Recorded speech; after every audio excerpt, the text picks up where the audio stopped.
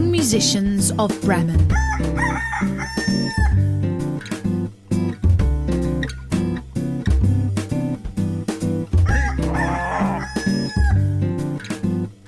Hello, this is Natasha, and Prince Bertie the Frog has asked me to tell you a tale about 4 animals who ran away to form a band and play music. They were so successful that the Brothers Grimm wrote a story about them. Their band was called the Town Musicians of Bremen.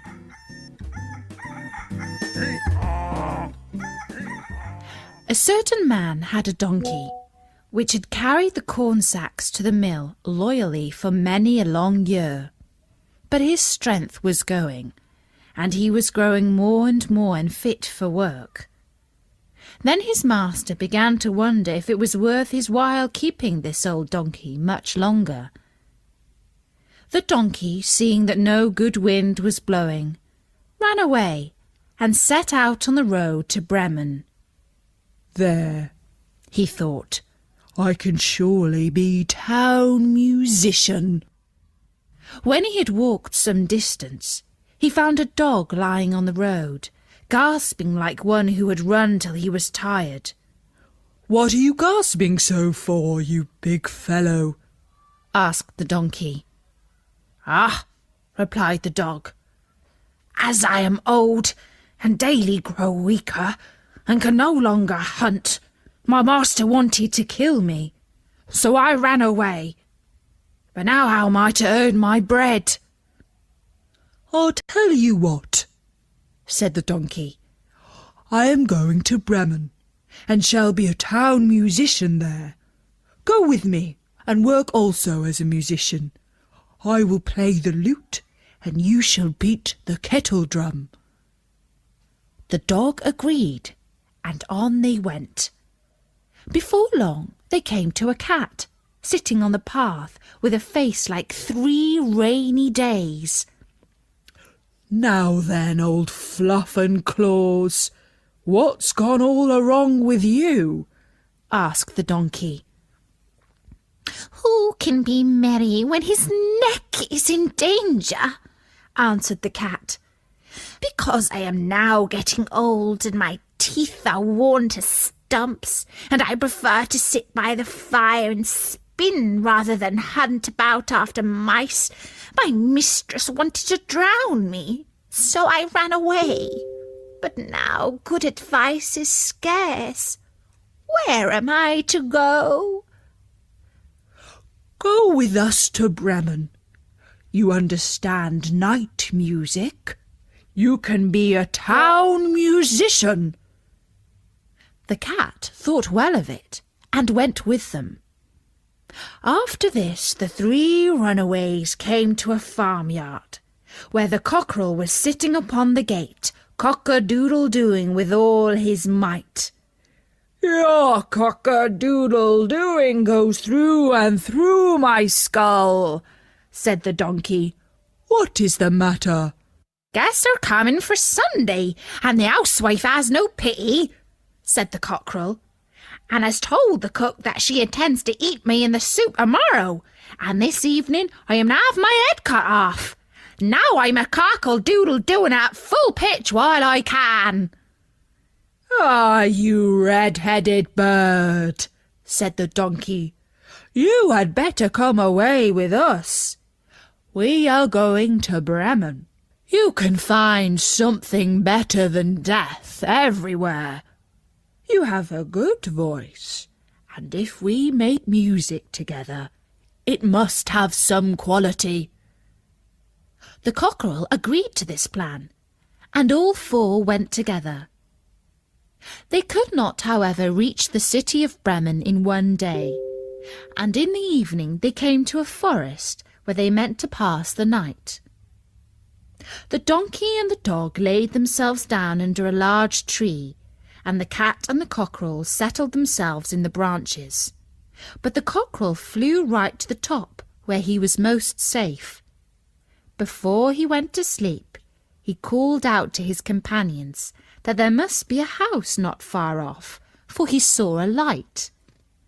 The donkey said, If so, we had better get up and go on, for the shelter here is bad." The dog thought that a few bones with some good meat would do him good too. So they moved further on, and soon saw the light shine brighter and grow larger, until they came to a well-lit robber's house. The donkey, as the biggest, went to the window and looked in. "What do you see, my grey horse?" asked the cockerel. "What do I see?" answered the donkey. "A table covered with good things to eat and drink, and robbers sitting at it enjoying themselves." "That would be the sort of thing for us," said the cockerel. Yes. Oh, how I wish we were there," said the donkey. Then the animals put their heads together and schemed how best to win an invitation to come inside and join the robbers at the table. Come, my friends," said the donkey. "We are musicians, so let us sing for our supper." So they began to perform their music together.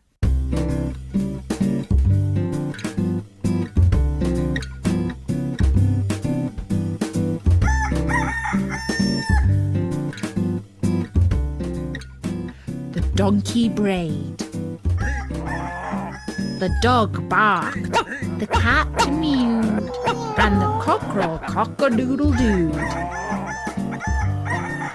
Then they burst through the window into the room so that the glass clattered. At this horrible din, the robbers sprang up, thinking no otherwise than that a ghost had come in, and they all fled in a great fright out into the forest. The four companions now sat down at the table, well content with what was left, and ate as if they were going to fast for a month. As soon as the four musicians had done, they put out the light, and each found a sleeping place according to his nature and to what suited him best. The donkey laid himself down upon some straw in the yard, the dog behind the door, the cat upon the hearth near the warm ashes, and the cockerel perched himself upon a beam on the roof, and being tired from their long walk, they soon went to sleep. When it was past midnight, and the robbers saw from afar that the light was no longer burning in their house, and all appeared quiet, the captain said, "We ought not to let ourselves be frightened out of our wits," and ordered one of them to go and examine the house. The messenger, finding all still, went into the kitchen to light a candle, and taking the glistening fiery eyes of the cat for burning coals, he held the candle to them to light it. But the cat did not understand what he meant to do, and flew in his face, spitting and scratching. He was dreadfully frightened, and ran back to the door, but the dog, who lay there, sprang up and bit his leg, and as he ran across the yard by the straw heap, the donkey gave him a smart kick with its hind foot. The cockerel too, which had been awakened by the noise, and had become lively, cried down from the beam, "Cock-a-doodle-doo!" Then the robber ran back as fast as he could to his captain and said, "Oh, there is a horrible witch sitting in the house, who spat on me and scratched my face with her long claws. And by the door stands a man with a knife, who stabbed me in the leg. And in the yard there lies a monster, who beat me with a wooden club. And above, upon the roof, sits the judge, who called out, 'Bring the rogue here to me.' So I got away as well as I could." After this, the robbers did not trust themselves in the house again.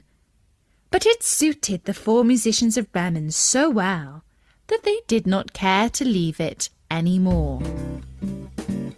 And that's the story of the Town Musicians of Bremen by the Brothers Grimm. Bertie says that the Town Musicians of Bremen are one of the coolest bands ever. I'll be back with another story soon.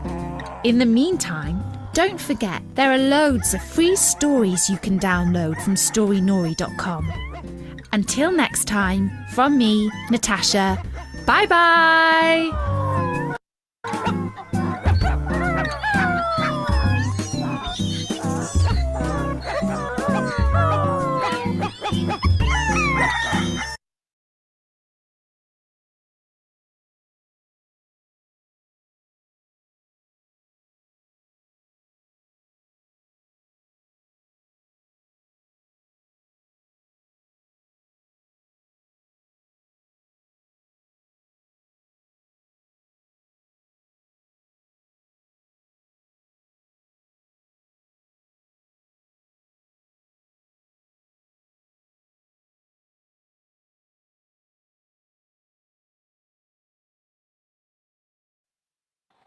Five. What does the donkey do when began to perform their music together?